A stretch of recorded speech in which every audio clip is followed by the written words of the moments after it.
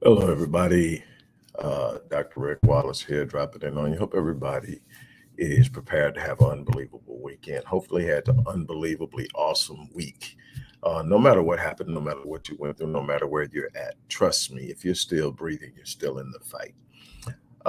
Look, everybody, press the like button, press the subscribe button, press the share button.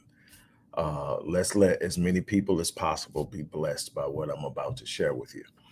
Okay, before I get started, I want to let you know that we have moved the Healing the Wounds of Emotional and Psychological Trauma Masterclass to next Saturday at noon. There were some things that came up that absolutely had to be dealt with on tomorrow, which is going to be another big day. But I wanted to make sure I can give my complete, undivided attention to it because this is something serious, and I'm going to share that with you. So, for the people who've already signed up, I've already notified you. Everybody's good, but I just want to let everybody know that it won't be tomorrow. It's going to be on next Saturday, the 11th. Look, I'm about to talk to you about why this is such an important course. But before I do, I want to let you know when we had the Crushing Limiting Beliefs Masterclass, it went unbelievably well. It was great. People shared, people asked questions, people gave their real life stories, and and we tackled those beliefs that were holding them back. What we're going to be doing here is dealing with trauma and how it impacts our lives. What I can tell you is huge. But what I want to do is what uh, a lot of people got excited about is the fact that I gave away two $10,500 platinum package experiences. Yes, my platinum package is the flagship program. It's 1 year with me, it's 52 sessions, a full blown disc assessment, which in of itself is like 1,500 bucks.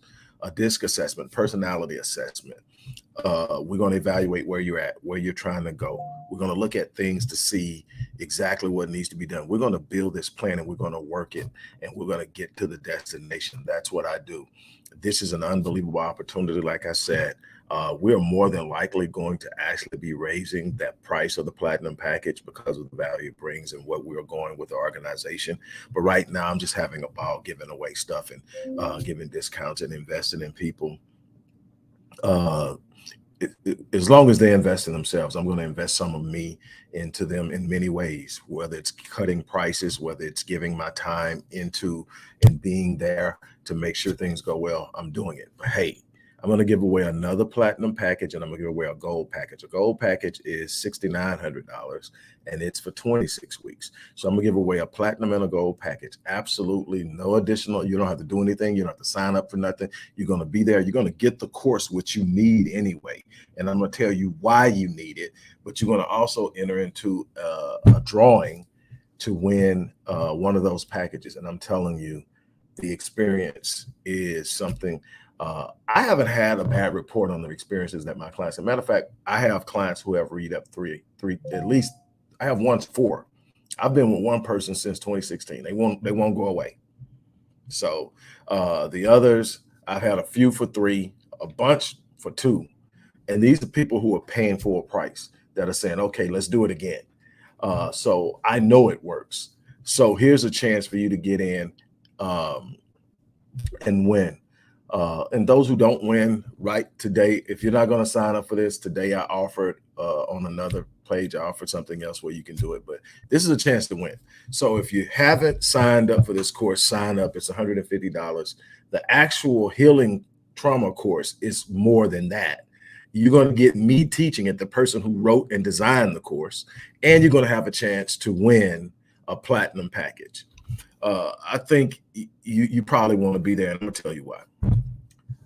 People come to me for a lot of reasons. Some people come to me because they are going through some things and they need help. Some people are dealing with depression. Some people are dealing with low self-esteem. Some people are dealing with all different types of things. Some people are coming because they are actually winning in life, but they know that there's a faster way to get there. They know there are some things that they can be doing differently, and they know that they want to be at the top of their game. So I get the spectrum. I get people who are over here who are just trying to get to the next day. And I get people over here saying, man, I want to go from here to here and I want to do it quickly. What can you do for me? I get it all. But when it comes down to people who come to me and say, man, I've been trying to do this for years. I know that I can do it, but something's wrong. I'm trying to do this. I believe I can do this, or I want to do this, and all of this. What I can tell you is whether they're trying to do something in their relationships, whether they're trying to start a business, a career, whether they're whatever, I can tell you that one of the largest contributors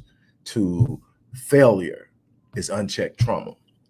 I've been dealing with trauma for a long time. It started with me, obviously, in psychology, understanding trauma so that I can help people deal with it, so I can understand.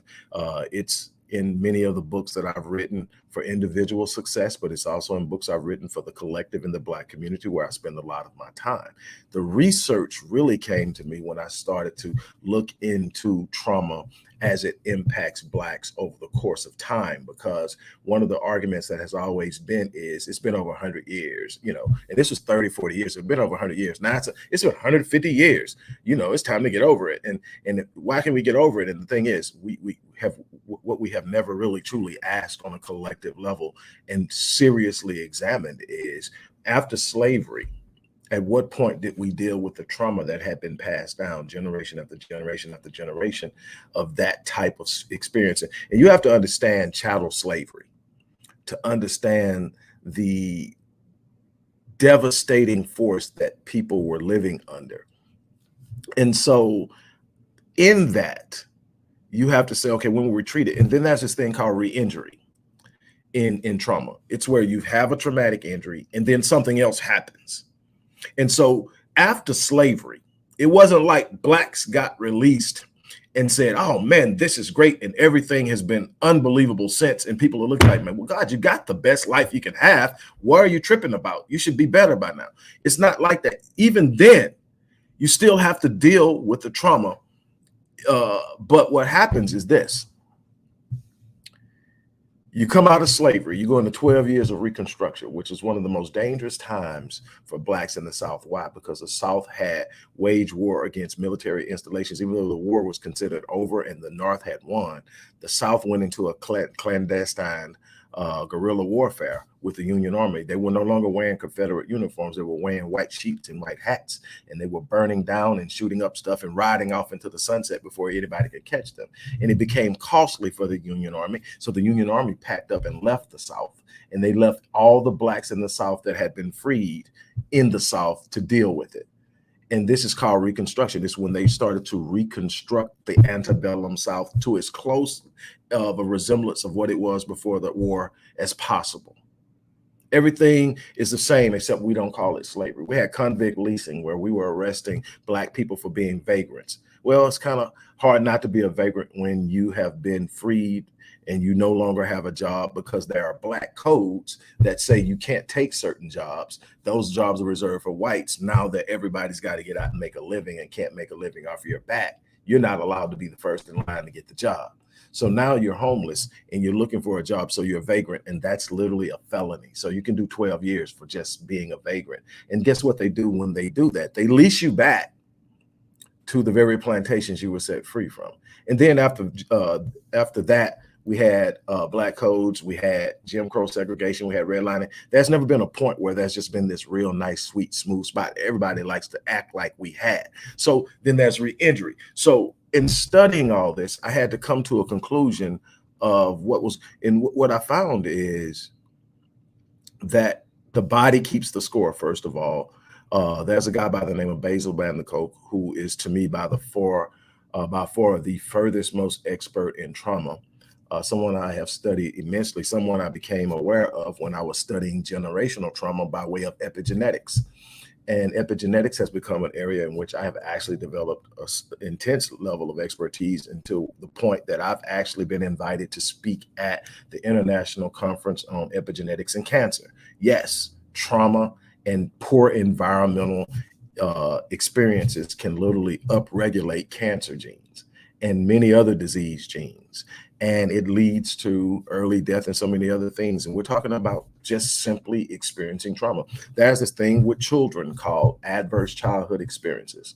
It is experiences that children go through early in life that have a negative impact on them emotionally, psychologically, physiologically, even on a cellular level. So we're talking now, again, epigenetics over the gene, but influencing the gene. So a child, some of the most common adverse childhood experiences are divorce,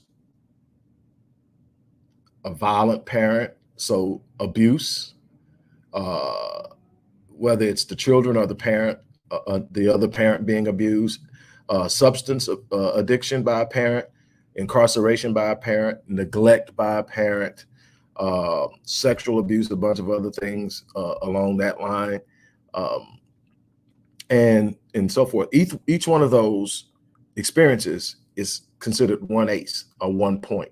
So you have an ACE for being neglected, an ACE for being physically abused or emotionally abused, and you have an ACE for parents not getting along, an ACE for divorce.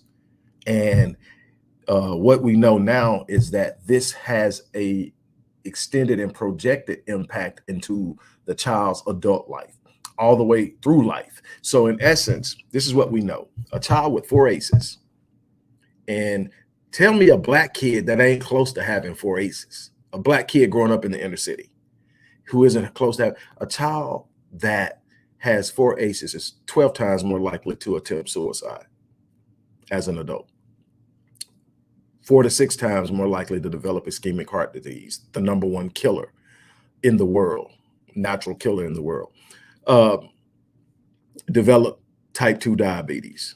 And I can go down the line. And there's an epigenetic influence. It also shows that environment, if you're in a poor environment, a stressful environment, an environment that generates anxiety, the chance of upregulating cancer genes increases. Everybody has cancer genes. And while most people have believed it's diet and it's just plain genetics, there's also an environmental influence that's probably the most potent influence there is in this.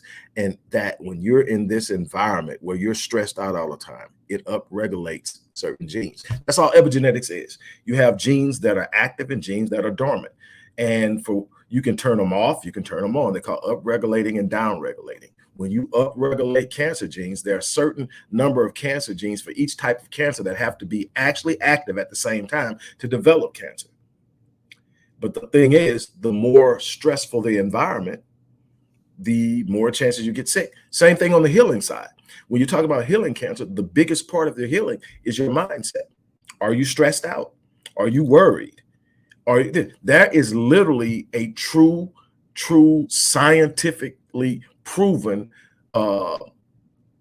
assignment to the idea you're worried sick or worried to death. Stressed, you can be stressed out to the point that you kill yourself. You can have a heart attack. You can have a stroke. You can literally cause yourself to develop some type of physiological illness that will literally take you out, or at the very minimum, reduce your quality of life. And this is all behind what's going on in your experiences. So when you experience a traumatic event, first of all, it needs to be understood that everybody that experiences a traumatic event isn't traumatized by it. And that depends upon your traumatic threshold. How much have you gone through before you get to that point? Because obviously, the more you've gone through, the closer you are to the traumatic threshold, and the less it takes to traumatize you. So there are all these different things that you have to consider. But the thing is, most of us have gone through so much by the time we become adults. We're right. If we haven't already been traumatized, we're right there at the edge. Most of us show up in adulthood carrying the baggage of trauma. And then we're expected to respond to the challenges of life and be prepared to deal with the opportunities in life from this traumatic disposition of being traumatized. The problem is that when you are traumatized, what has happened is a life-threatening event, as you perceive it in your mind. And again, perception plays a major role because everybody doesn't perceive things the same. But if you perceive it as a life-threatening event, you're traumatized by it. And now it is not systematically integrated into your linear timeline. What does that mean? Well, your linear timeline is past, present, future. When something happens and you move into the next moment and it's no longer happening, it is now in your past. The further you move towards the future and away from it, the further in your past it becomes. And supposedly the less impactful it is, because it has been cataloged in your linear timeline and stamped and imprinted in your brain as being a part of your past. Why is that important? Even though you have a memory of it, it is no longer a threat. So when you remember it, you might have bad memories. If it's a good, bad thing, you'll have bad memories. You might even feel certain kind of way, you might even get sad, but there is no threat. However, when you're traumatized and it does not imprint into your linear timeline, what happens then is it's still there. So all it requires is a trigger. When the trigger happens, we're not talking about a regular memory. We're talking about what we call a traumatic memory. That traumatic memory is not just a memory. It's the reliving of the moment. The same smell, the same sounds, the same taste. You're physically present, but you're not mentally, emotionally, or psychologically present. And the thing is, it's triggered cellularly. Before your brain could even catch it that it's about to happen, the body has already sensed it. We have natural mechanisms within us that are there to protect us, that are ancient, a part of our ancient makeup, when we had to be able to sense danger in a millisecond and either be ready to fight or run. It's called fight or flight response or stress response, but it's triggered by the reptilian brain and the body is responsive to it. It's instinctive. You've been in moments and you didn't even realize, but the hair will stand up on the back of your head. That means your body has sensed something that your brain hasn't even caught on to yet. At least not your advanced function brain, with your prefrontal cortex with all of its impulse control, its reason, its rationale, its analytics. It hasn't caught on yet. But the reptilian brain, instinctive part of you, has already realized something's about to pop off. You need to get down, get out, make a move, whatever.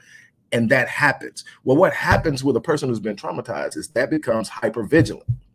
So now everything's a threat. The hair's always standing up on their head. Everybody is out to get them. They have these feelings of foreshortened future that they're not going to live long. So everything is on edge. And so they are there, a trigger waiting to be pulled, and everybody responds and deals with it differently. You're wondering why you keep killing good relationships. You're wondering why you can't stay on the job. You're wondering why you respond so quickly with things you regret saying or doing later. It may not be something as simple as poor judgment. It may be that you have not dealt with your trauma.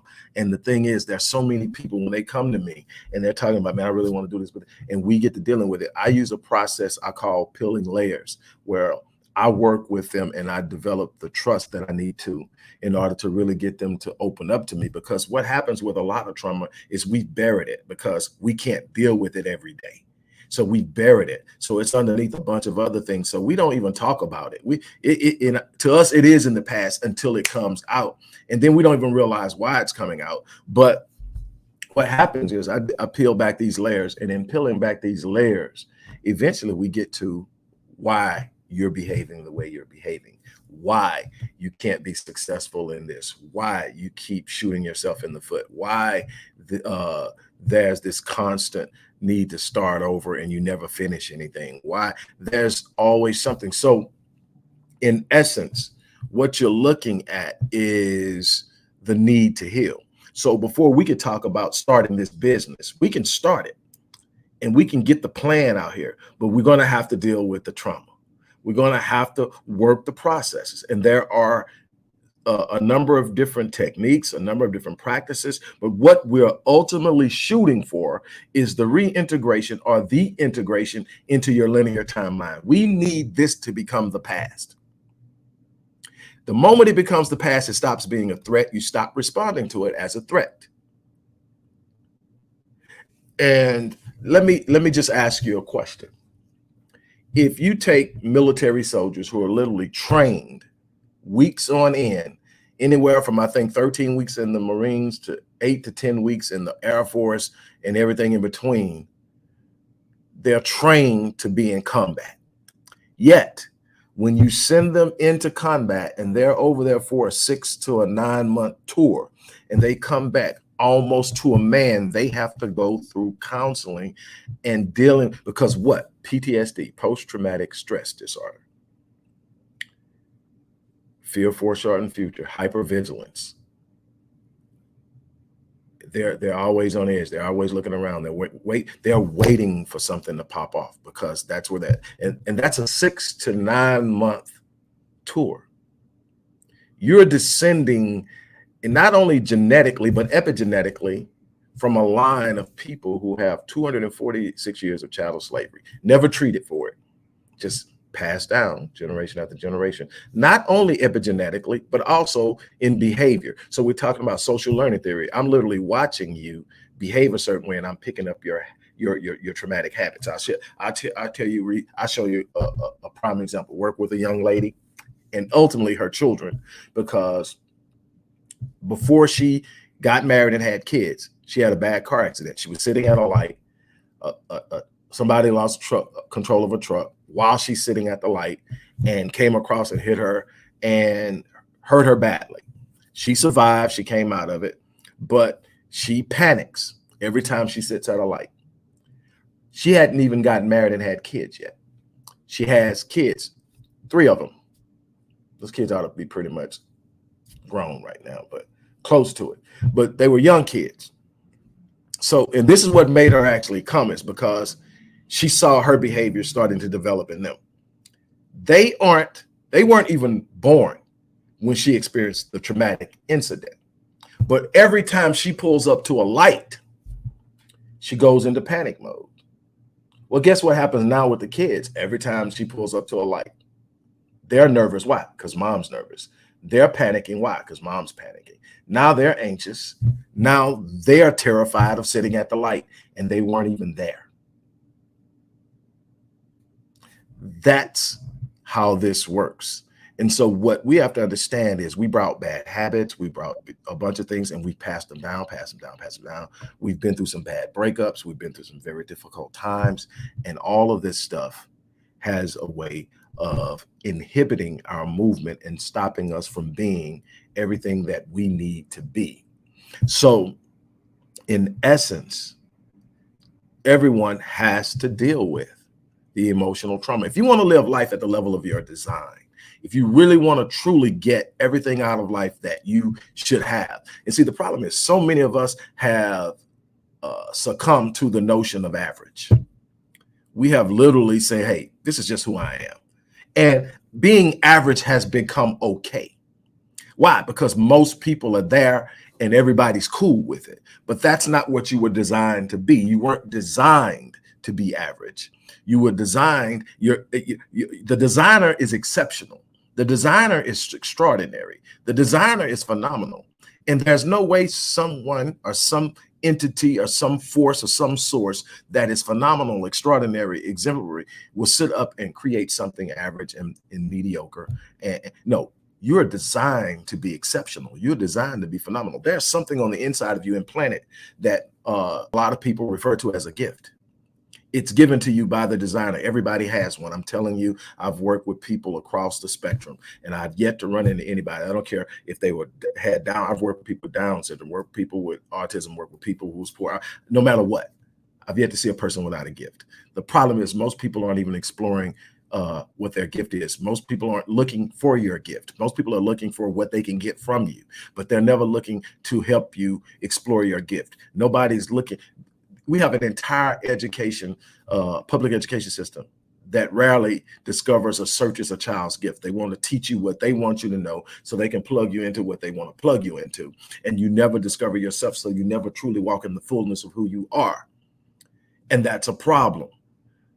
What should you be? You should be discovering yourself, because Proverbs says that your gift will make room for you and it will bring you before great men. What does that bring? What make room for you means it will open up your space. It will give you opportunities to do exceptional and extraordinary things. What does bring you before great men? Create opportunities, having doors open for you, having situations set up for you. Your gift is meant to get you to places that other things can't get you to. But the problem is most people aren't even pursuing their gift. They're satisfied with being average.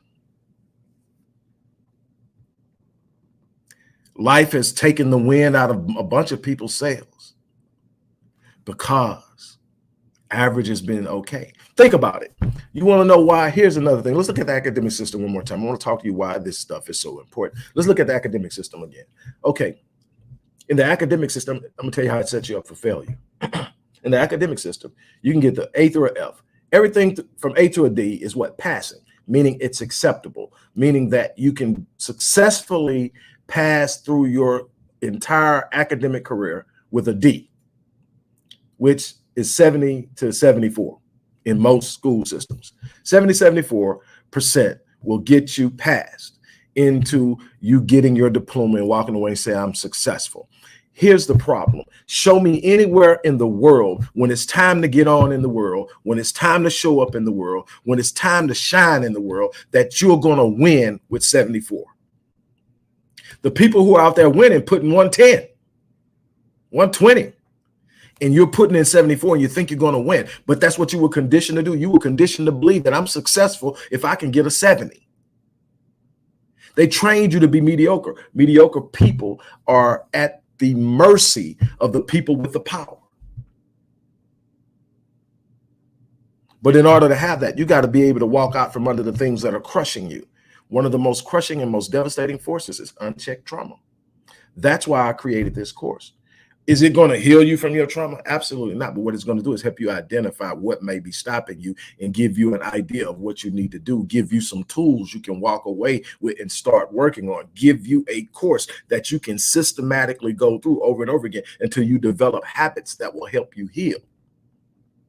Yes, you're going to have to put in the work. There's no magic potion to healing trauma, but you got to start somewhere.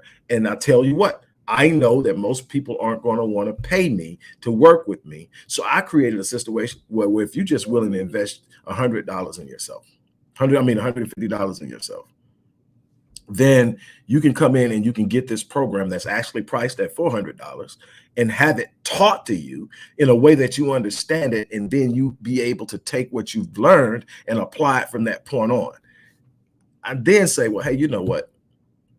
I want to take at least one of these people and put a year into their lives. So I'm going to give away a $10,500 platinum package experience so that somebody in this course is going to have a chance to really tackle life and go after something. And I'm going to give away a gold package, a $6,900 course for 26 weeks so they can do the same thing. But you have to show up. That's the thing about life. You have to show up. I know a bunch of people come to me, well, I want this, I want this, I want this. Well, what are you doing about it? What do you mean? Are you showing up? Are you putting in the work? Are you doing the research? Are you preparing yourself? How much do you grow daily? And people talking about daily. I say, yes, I grow daily. I'm not the same person that woke up this morning. Why? Because I invested in myself. I invested in reading. I still invest in course. I have a therapist. I have a coach. Why? Because it's not that I can't know what they know. I probably know more than my coach and my therapist. I've been doing this for 30 years, and I've literally done so much research and written so much on it that there's a couple of times that I'm talking to my therapist, and they are literally quoting me my work.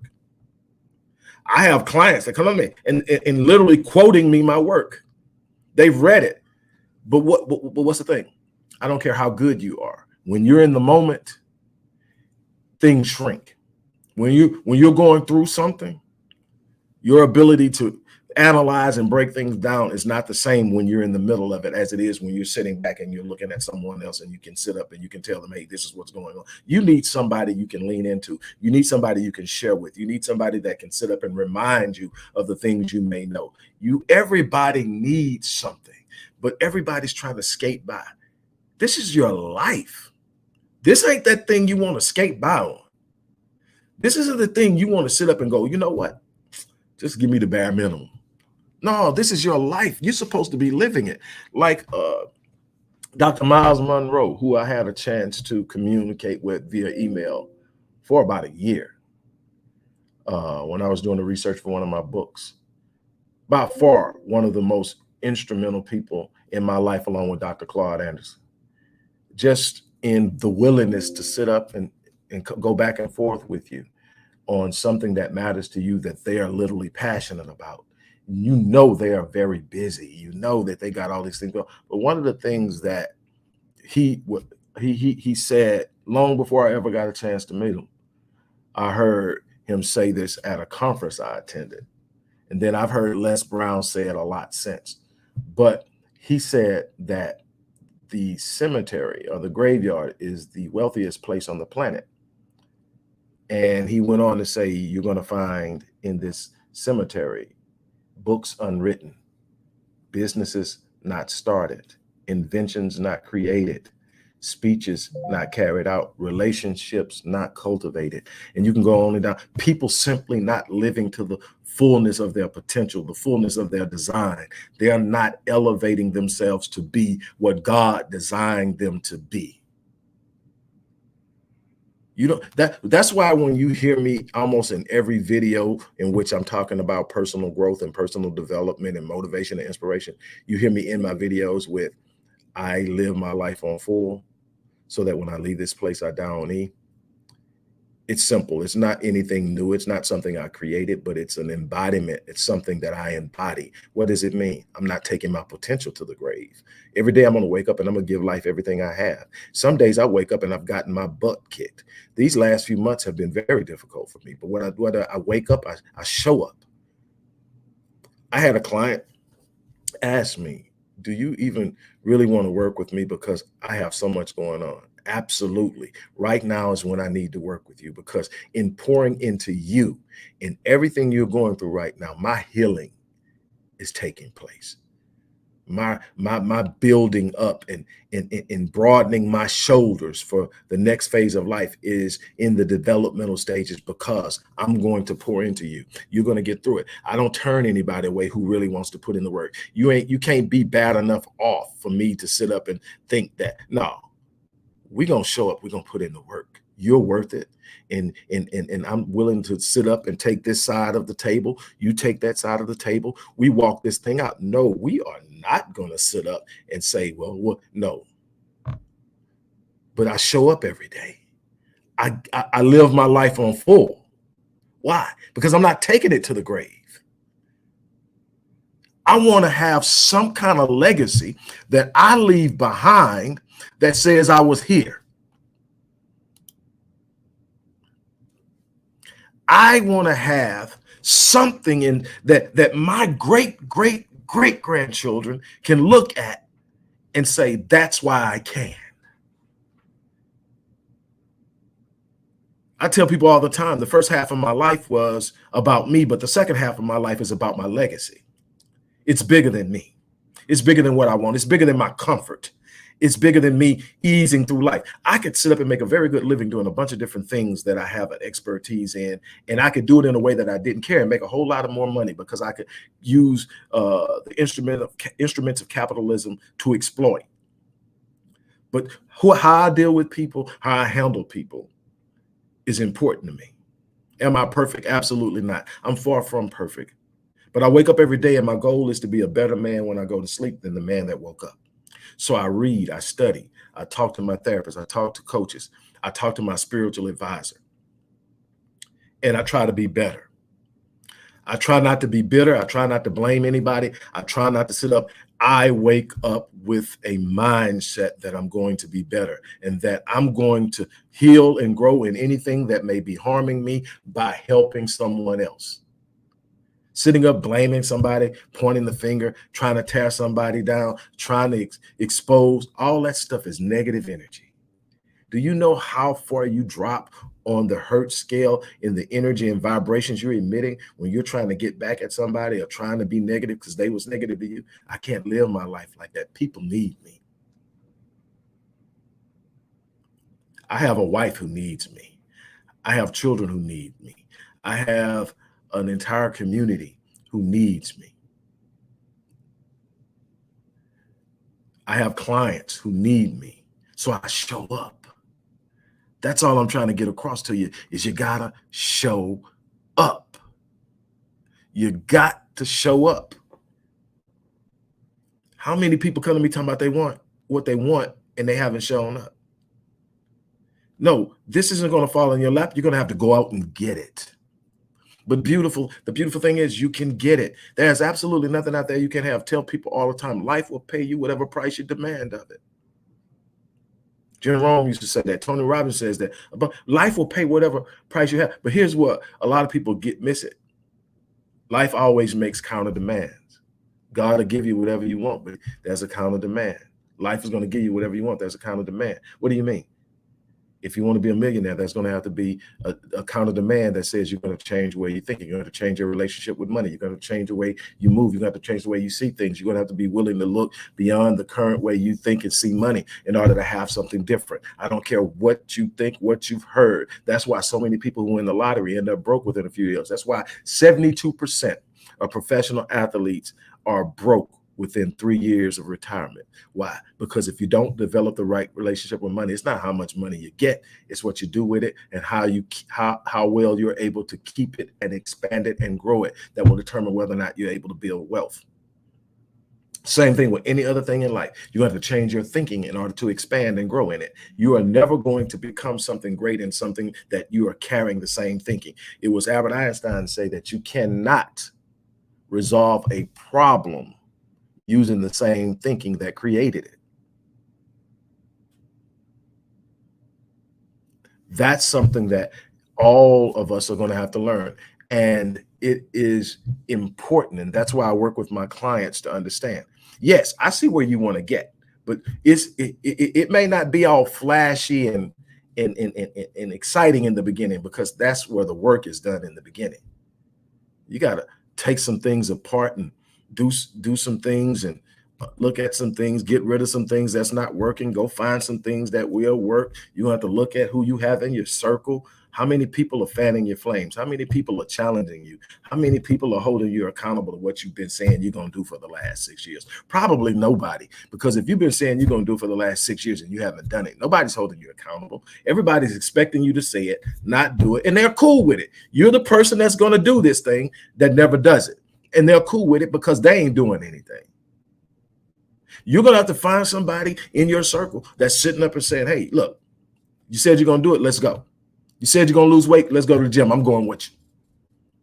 You say you're going to change your habits. We're getting all this stuff out of your cabinet. You ain't keeping none of this crap. You say you're going to start a business. Let's go down and get the DBA today.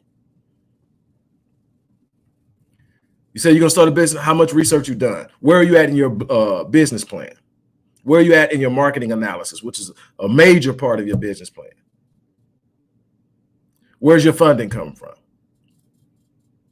Have you started working on that? All of these things matter. But I'm telling you now, if you don't deal with the trauma, none of this is going to matter, because you're going to shut down every time you're triggered. You're going to destroy relationships. You're going to destroy opportunities. You're going to miss opportunities, and you're going to be miserable. You're going to struggle a lot with depression and a bunch of more, because you haven't put in the work. So if you haven't, if you think this is a chance, you need to be there. Number one is you're going to find out how to confront your trauma. You're going to find out how to put the work in. You're going to find out how to identify the things that are holding you back, that are attached to your emotions, your psychology, your physiology, all these things. You're going to find a way to identify that. I'm going to teach you that. I'm going to show you what you can do, what you can take home and start doing daily. That's going to start to push you towards healing in your life.